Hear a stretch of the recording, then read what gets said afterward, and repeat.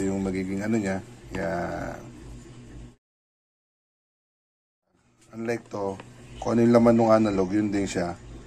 Ang ginawa lang natin siyang digital screen, no? So, ganito yung magiging ano niya. Kaya, so, yes, sa tester, hindi na natin inartihan. No, hindi na natin nilagyan ng eche, bureche, pagka ano, may welcome, ano. So, doon tayo kagad, diretso na tayo kagad, no?